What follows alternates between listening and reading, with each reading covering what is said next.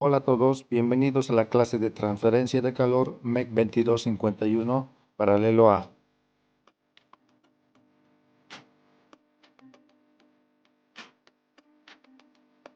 Para el entendimiento del problema planteado, les sugiero colocar el video en pause para desarrollar la lectura correspondiente. Bien, entonces vamos a obtener los datos del problema. El enunciado indica que se tiene un horno de paredes planas construido con ladrillo aislante. Aquí tenemos el valor de su conductividad, además del espesor para cada capa de 6 centímetros, incluido su costo unitario.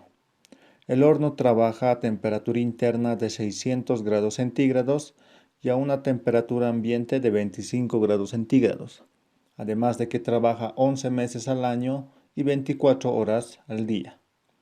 La amortización del aislante es de 5 años. El enunciado nos pide obtener o calcular el espesor óptimo para las paredes planas de este horno. Bien, entonces resolvemos el problema analizando primeramente el costo fijo. El costo fijo para una pared plana es igual al costo unitario sobre la amortización por la superficie o el área, multiplicado por el valor de n. En este caso, como en el enunciado no nos da el valor de la superficie o el área, nosotros decimos que vale igual a 1 metro cuadrado. Realizando las operaciones tenemos el producto de 100 por n, con las unidades de bolivianos sobre año, y esto designamos como la ecuación A. Continuamos resolviendo el problema y analizamos el costo variable. Lo analizamos por analogía eléctrica, donde vamos a tener la temperatura interna y la temperatura ambiente del aire. Tenemos sus respectivas resistencias, resistencia por conducción y resistencia por convección. En la conducción lo único que va a variar es el valor de n, ya que no sabemos cuántas capas se les va a colocar a este horno.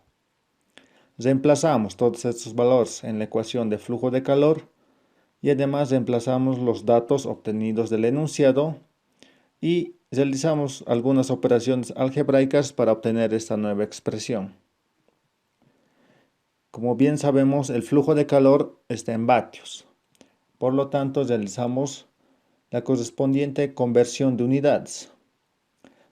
Realizamos la multiplicación de 1 sobre 1000 vatios y luego lo multiplicamos con el poder calorífico del combustible, que en este caso es GLP, que es igual a 13,81 kilovatios hora por cada kilogramo de combustible.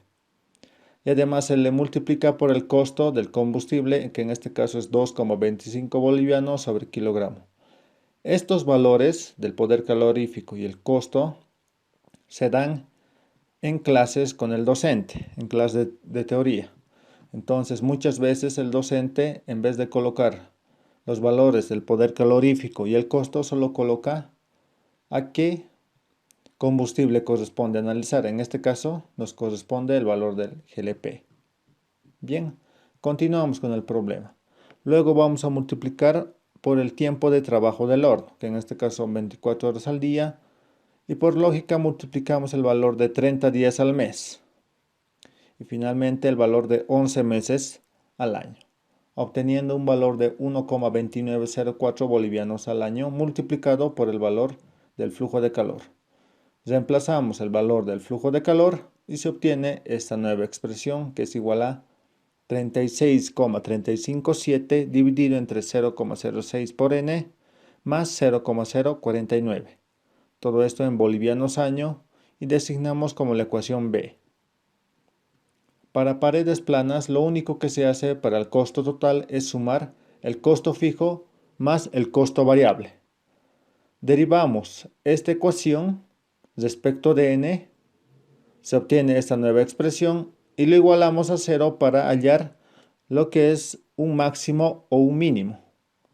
Igualando la ecuación derivada a 0 y realizando operaciones algebraicas, obtenemos un valor de n de 2,37, lo cual entonces es un valor de 3.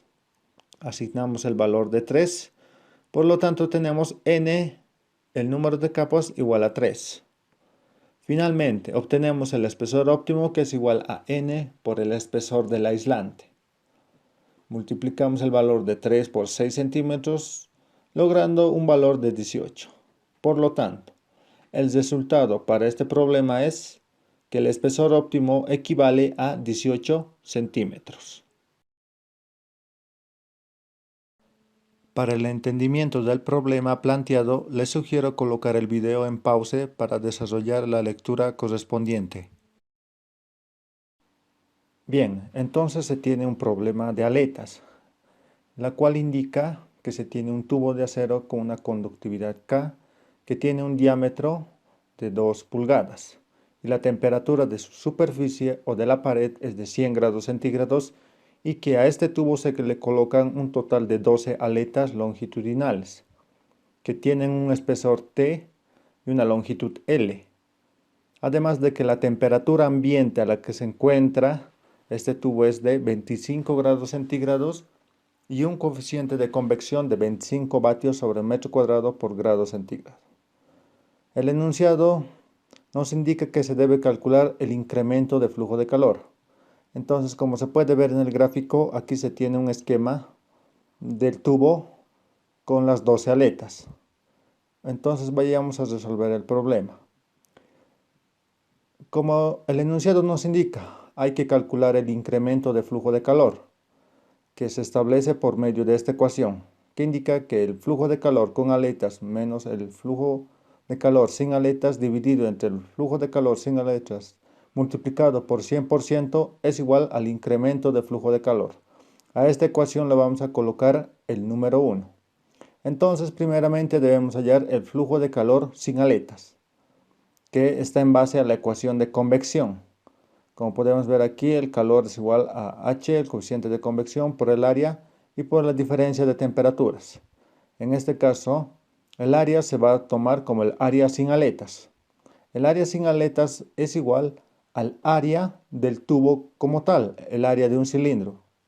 Por lo tanto, es pi por diámetro por h, donde d es el diámetro y h es la longitud del tubo o la profundidad del tubo, que en este caso, como en el enunciado no nos dan, asumimos un valor de 1 metro. Reemplazando los valores, tenemos un valor de 0,1596 metros cuadrados. Y reemplazamos finalmente esto en la ecuación de flujo de calor sin aletas y obtenemos el valor de 299,250 vatios.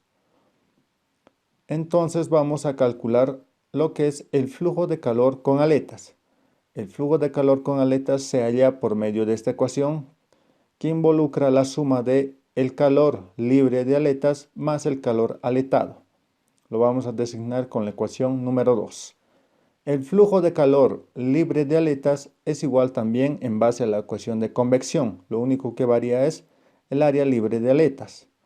El área libre de aletas entonces es igual al área del tubo como tal menos el área que ocupan las aletas. En este caso, al colocar una aleta en el tubo, se forma un área de contacto. Esa área de contacto es igual a su espesor por su profundidad, T por H. Como tenemos un total de 12, multiplicamos esto por el valor de N. Por álgebra tenemos esta nueva ecuación y reemplazando los valores obtenemos un valor de 0,1296 metros cuadrados de el área libre de aletas. Reemplazando los valores tenemos 243 vatios de flujo de calor. Bien, entonces vayamos a hallar el flujo de calor aletado. El flujo de calor aletado también está en base a la ecuación de convección. Lo único que varía aquí es la eficiencia de la aleta que se tiene acá. Y además el área aletada. Para hallar el área aletada, primeramente debemos hallar lo que es la longitud corregida. Para aletas longitudinales, la longitud corregida es igual a la longitud en este caso de la aleta, la longitud de la aleta, y le sumamos el espesor medio de la aleta, obteniendo un valor de 0,02125 metros. Por lo tanto, el área aletada es igual a lo siguiente. Es la longitud corregida multiplicado por la profundidad. LC por H. Le multiplicamos por 2 porque tiene dos lados. Aquí tenemos uno, aquí tendríamos otro, el lado que no se puede ver. Y le multiplicamos por la cantidad de aletas que tenemos, en este caso que van a ser 12. De esta manera obtenemos el área aletada.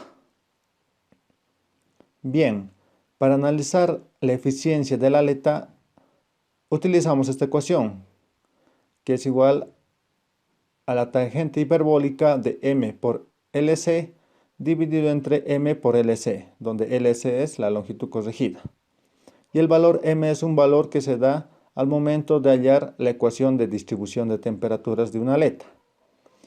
Para nosotros el valor de m es igual a la raíz de h, el coeficiente de convección, por el perímetro dividido entre k por el área, donde el valor de el perímetro es igual a 2 veces h más t. Entonces esto sale de la aleta. Es la suma de h más h de los dos lados y t más t de los dos lados. Entonces es este pequeño perímetro de aquí. Se obtiene un valor de 2,005 metros. Y el área de la misma manera se halla esta pequeña área de la aleta, que es igual a h por t, la profundidad por su espesor. Obteniendo esos valores, reemplazamos en la ecuación y tenemos un valor de m igual a 21,110 1 sobre metro. Reemplazando nuevamente ese valor, en la ecuación de eficiencia obtenemos un total de 0,938, lo que es igual a 93,8% de eficiencia de esta aleta. Reemplazamos para hallar el calor aletado y obtenemos un valor de 896,962 vatios. Y finalmente, reemplazando en la ecuación 2, obtenemos el flujo de calor con aletas, que es la suma del flujo de calor libre de aletas más el calor aletado, obteniendo 1139,962 vatios. Y reemplazando en la ecuación de incremento de flujo de calor, obtenemos un valor de 280,940%. Entonces, este resultado es el incremento de flujo de calor al colocar las aletas en este tubo.